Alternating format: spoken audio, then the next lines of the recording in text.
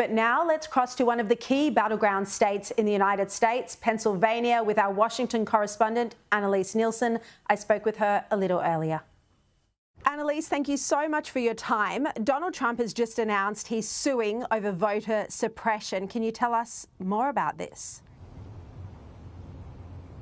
Suing and won. The judges just made the ruling a short time ago. Essentially, the issue they were talking about was voters who were in line in Bucks County for early voting. So how it happens here in Pennsylvania, and remember, in America, it's different in every state, the rules around voting, and each county local level gets to set how those rules are administered.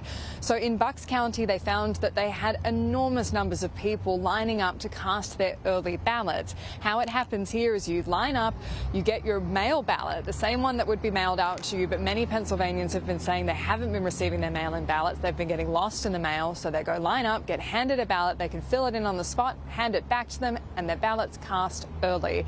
So what happened was they had so many people in line, the local officials early in the afternoon said, that's it, you're done, go home. And people in line had the right to be there until 5 p.m. and anyone in line at 5 p.m., no matter how far away it was, even if it took hours to get them through, if you're in line by 5 p.m, you should have the right to vote. And so this is what the Trump campaign sued over and won. A judge has said, yes, these voters were disenfranchised when we kicked them out of line. So now they have additional days throughout the week to go do this early voting ahead of voting next week on Tuesday in person, which is the last chance for people to vote here in Pennsylvania.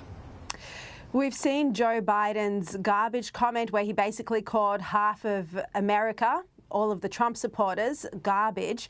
Kamala Harris now trying to distance herself from this. Will this hurt her campaign, do you think, in a similar way to Hillary Clinton's basket of deplorable comment really damaged hers?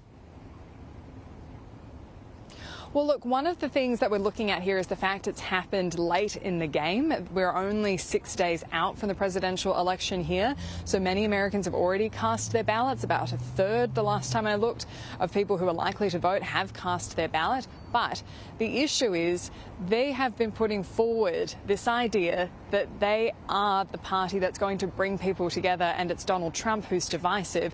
So when you have Kamala Harris in this iconic rally outside the White House trying to draw the comparison to January 6th, at the same time you have Joe Biden inside just calling Donald Trump's supporters garbage and then trying to walk it back through the press office, people pick up on that. And we've heard from that.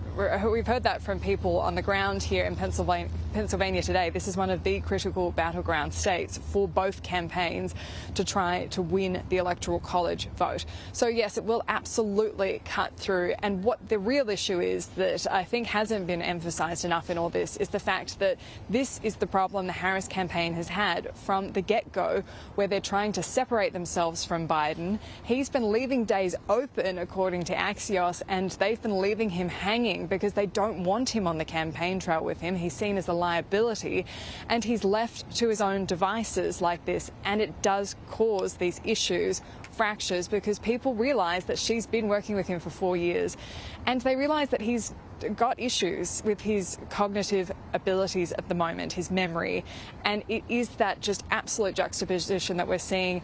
We have this new start, and at the same time we've got Joe Biden still in this position doing these things when people know there's a problem. Annalise, you know, we're just days out, as you said, 6 days to go. Can you take us through where the polls are at the moment, especially in those 7 battleground swing states?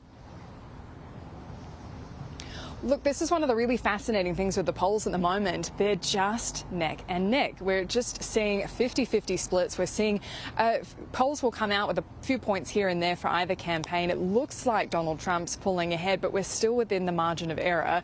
And I can tell you from having been on the ground for the last 5 weeks almost, talking to people in battleground states, the polls are exactly what we're seeing on the ground.